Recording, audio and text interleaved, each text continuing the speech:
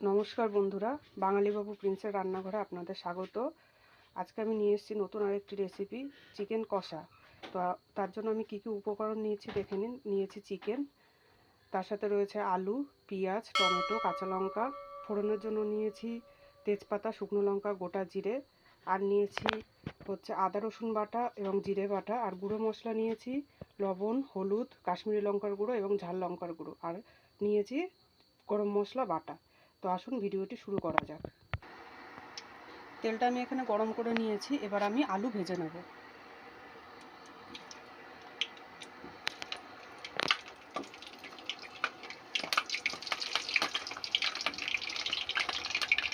আলু ভাজার জন্য দিয়ে দিলাম অল্প একটু লবণ আর দিয়ে দিলাম একটু হলুদ।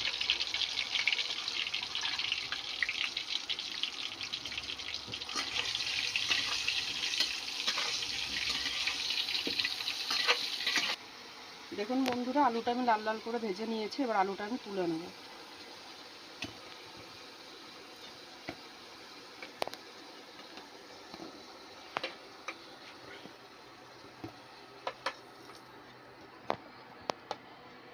এবার আমি ওই একই তেলে দিয়ে দেবো ফোড়ন।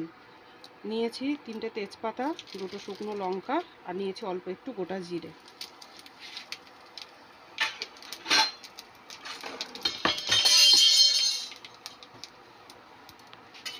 ফোড়নটা যে একটু হয়ে যাবে, ওর মধ্যে দিয়ে দিলাম আমি কুচনো পেঁয়াজ।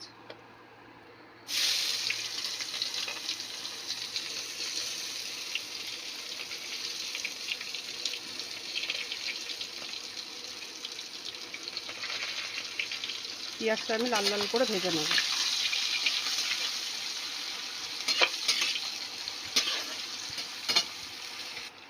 পেঁয়াজটা ভাজার সময় আমি দিয়ে দিলাম অল্প নুন।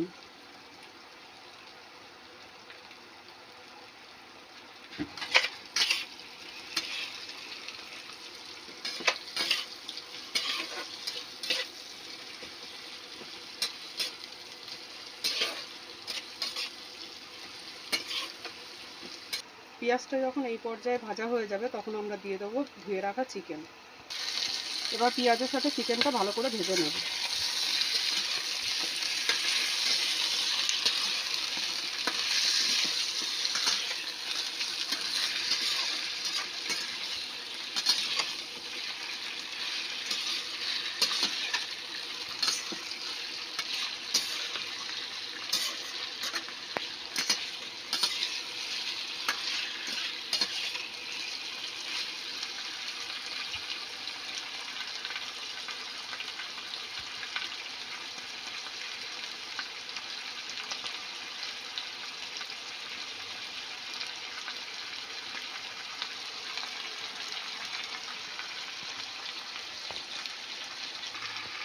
চিকেনটা একটু ভেজে নেওয়ার পর দিয়ে দিলাম কেটে রাখা টমেটো ও দিয়ে দিলাম চেরা কাঁচা লঙ্কা।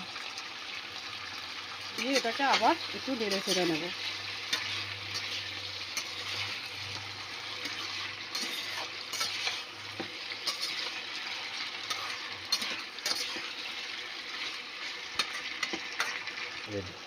পেঁয়াজ, মাংস, টমেটো, কাঁচা লঙ্কাটা একটু ভেজে নেওয়ার পর এবার এই পর্যায়ে দিয়ে দিলাম ভেজে রাখা আলুটা। এবার একটু নেড়ে চেড়ে নেব।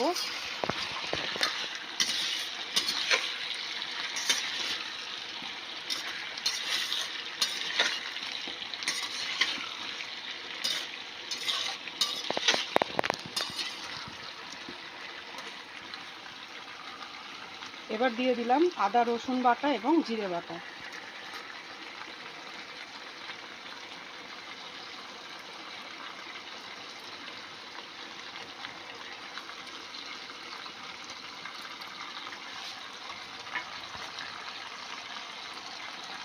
এবার এটাকে ভালো করে কষিয়ে নেব যতক্ষণ না আদা রসুনের কাঁচা গন্ধটা চলে যাচ্ছে।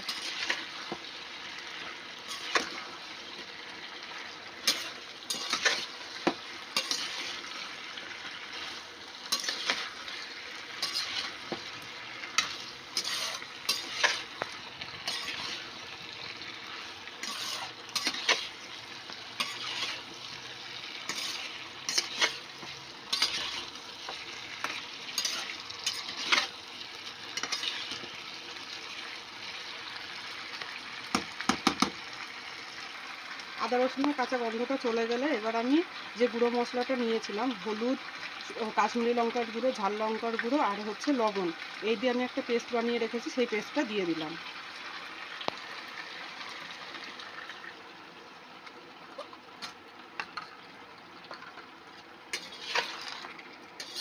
এবার আমি এটাকে অল্প অল্প করে জল দিয়ে কষাতে থাকবো যতক্ষণ না আলু এবং মাংসটা সেদ্ধ হয়ে যায়।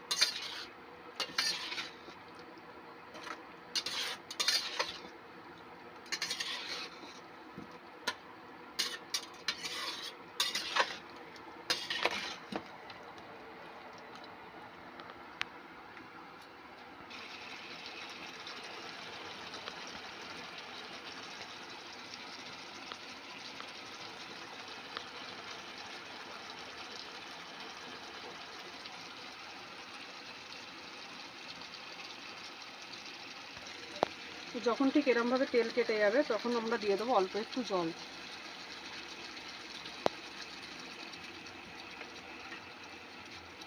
দিয়ে এটাকে ভালো করে নেড়ে আবার কষাতে থাকবো।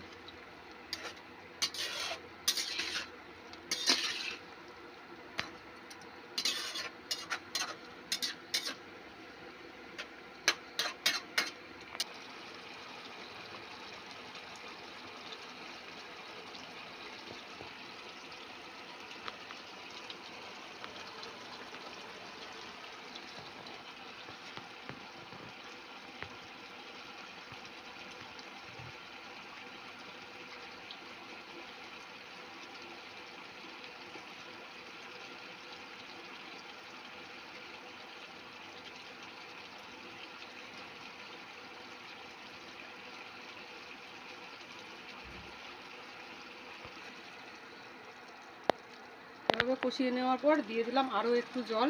এই জলটা দিয়েও আবার কষিয়ে নেব ভালো করে। যতক্ষণ না আলু সেদ্ধ হচ্ছে ততক্ষণ এভাবে জল দিয়ে কষিয়ে নিতে থাকবো। দেখুন বন্ধুরা, আমার পেঁয়াজও পুরো সম্পূর্ণ গলে গেছে, পুরো গ্রেভি গাঢ় হয়ে গেছে এবং দেখুন আলুটাও সম্পূর্ণ গলে গেছে। এই পর্যায়ে আমরা দিয়ে দেবো গরম মশলা। গরম মশলাটা দিয়ে দিলাম।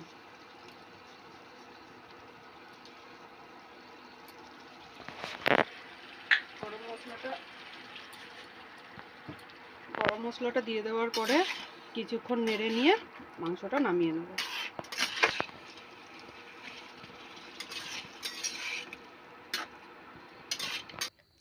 দেখুন বন্ধুরা, আমাদের চিকেন কষা রেসিপি রেডি।